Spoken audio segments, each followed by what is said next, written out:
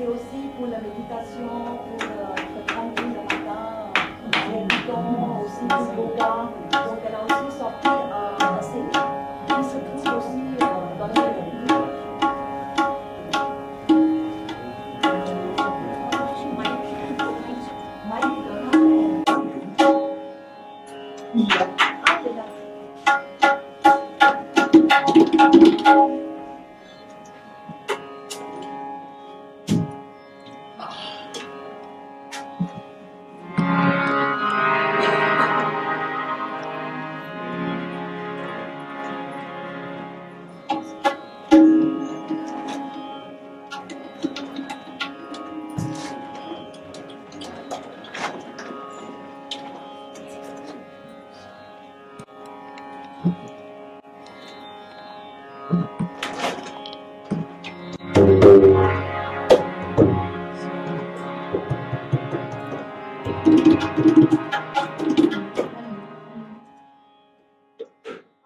Alors, il y a peu de personnes qui savent qu'en Inde, il y a des tribus, comme il y en a en Australie, et en fait, elles sont au nombre de 700.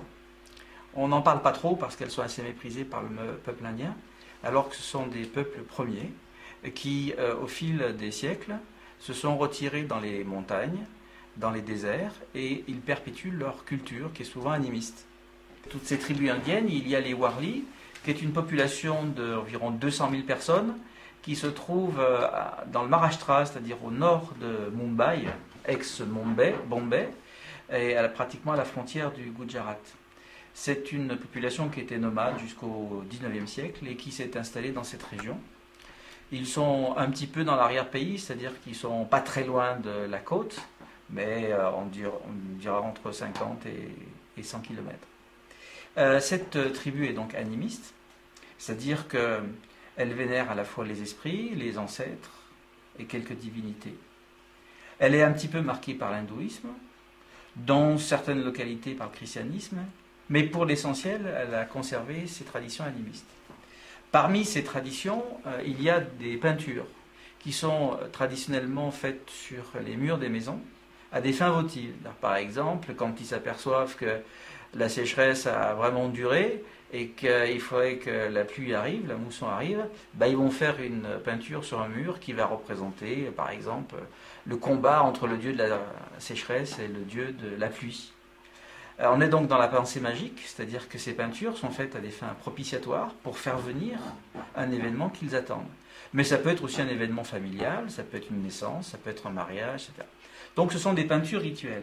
Ces peintures rituelles sont faites depuis de nombreux siècles, mais on n'a pas vraiment les sources, puisque par définition elles sont éphémères, elles sont faites avec de la poudre de riz sur un fond de bouse et de terre, et donc elles s'effacent au bout de quelques semaines ou quelques mois, ce qui n'a pas d'importance pour eux, puisqu'en fait la peinture, elle est faite, comme je disais tout à l'heure, pour anticiper un événement. Lorsque l'événement a lieu et un événement finit toujours par arriver, qu'il s'agisse de la pluie ou de la naissance d'un enfant, à ce moment-là, la peinture, il n'y a pas de raison qu'elle perdure. Donc on est vraiment dans l'univers des peintures éphémères, et depuis une quarantaine d'années, un certain nombre de peintres ont commencé à faire la même chose sur des toiles en coton. Et puis ils ont été repérés par quelques commissaires d'exposition, quelques galéristes, etc. Et un marché s'est développé autour de ces peintures. Ceci a permis à de nouveaux talents de s'exprimer, et cette peinture traditionnelle, tout en conservant son vocabulaire graphique et ses principaux thèmes, s'est développée. On peut parler véritablement maintenant d'art tribal contemporain, puisque parmi l'ensemble des 30 ou 40 peintres qui s'expriment essentiellement bien sûr en Inde, mais aussi à travers le monde, au Japon, en Allemagne, en France, aux États-Unis, etc., on a différents talents qui expriment aujourd'hui des pistes tout à fait nouvelles, même quelquefois très transgressives. Donc on est vraiment dans un art vivant qu'on peut vraiment ranger dans l'art tribal contemporain au même titre que l'art aborigène d'Australie. Donc notre association Dupata, qui s'intéresse à toutes ces tribus et qui essaye de témoigner de leur existence, a décidé cette année à Lyon de faire une exposition en invitant des peintres Warli, donc ils sont ici pour 4 semaines pratiquement, et outre la galerie qui les accueille, on a décidé d'organiser un certain nombre d'événements sur Lyon pour qu'ils aillent à la rencontre du public, de façon à ce que le peuple lyonnais et le peuple Warli puissent initier les premiers échanges, pour que les imaginaires aussi puissent se croiser. C'est pour ça qu'on a proposé des concours d'écriture aux auteurs en herbe lyonnais à partir de peintures faites par ces peintres. C'est pour ça qu'on projette la création d'un livre qui rassemblera tout ça. C'est pour ça qu'on propose aux peintres d'aller faire des démonstrations ou des workshops à la fois dans des librairies, mais aussi au parc de la Tête d'Or, à plein d'endroits comme ça, de façon à multiplier et croiser tous ces imaginaires.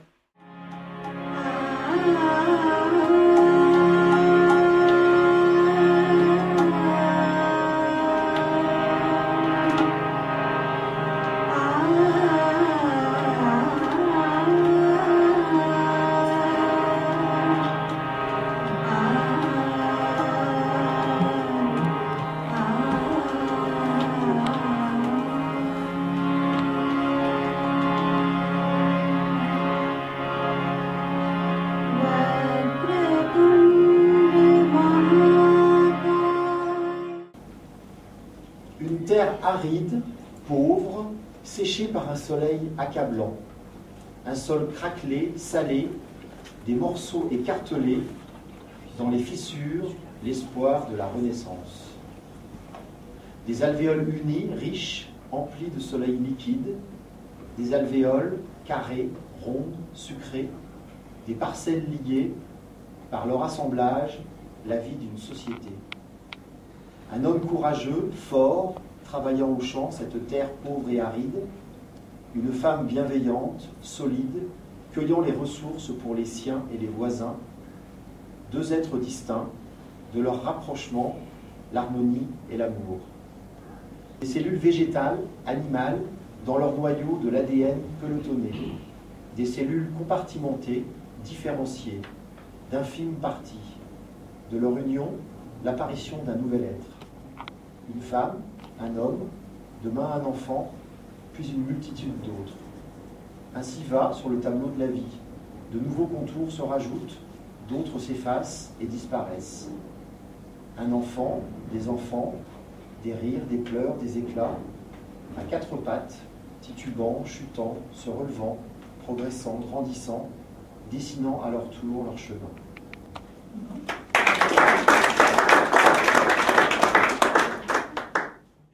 Si vous pouviez nous raconter l'histoire de vos sculptures. Alors, moi je suis sculpteur sur bouse, c'est comme ça que je nomme mon métier, puisque je fais des modelages avec la bouse de vache. J'ai 2 vaches qui me fournissent la matière première et je travaille sur des pièces uniques à chaque fois, comme avec de la terre. Et pour qu'elles se conservent dans le temps et qu'elles sèchent et qu'elles durcissent, je les passe dans un four pour qu'elles se déshydratent. Donc c'est un four à une température très basse, entre 60 et 80 degrés. Et ça permet à la fermentation de s'arrêter, donc à la vie qui est à l'intérieur de s'arrêter également. Et c'est ce qui fait qu'après les sculptures sont pérennes et restent à vie. Et la bouse de vache, en fait, c'est très comparable à la pâte à papier. C'est du végétal broyé, en fait, par la vache. Et c'est un matériau qu'on peut utiliser à l'état brut. C'est un vrai matériau. Voilà. Comment ça vous est venu de travailler cette matière? Par amour des vaches, tout d'abord. Donc j'ai d'abord trouvé que les vaches étaient belles. Je me suis passionnée pour l'animal. Et en dehors de ça, depuis que je suis enfant, j'ai toujours voulu faire des sculptures, mais j'avais jamais trouvé le matériau qui me convenait. Et un jour, en fait, l'association des deux choses, la sculpture et les vaches, ont donné naissance à la sculpture avec la bouse de vache. Donc le fait d'utiliser quelque chose qui provenait du ventre de la vache me plaisait bien. Et puis j'avais entendu parler de l'utilisation de la bouse pour la construction des maisons en Inde notamment, ou en Afrique. J'avais jamais vu. Et en essayant, ça a fonctionné en fait tout de suite. Moi-même, j'y croyais pas. Et c'est en le faisant que j'ai compris que c'était un vrai matériau. Voilà.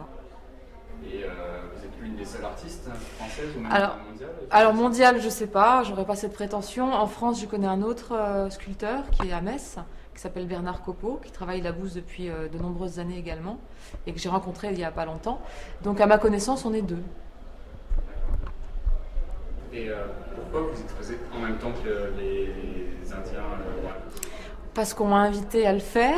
Non, mais après, il y a peut-être une relation entre les deux. Oui, en fait, comme les peintures Warli sont sur un support, une toile en l'occurrence enduite de bouse, donc l'association Dupata m'a invité à exposer avec ces peintres puisqu'il y avait le support bouse en commun.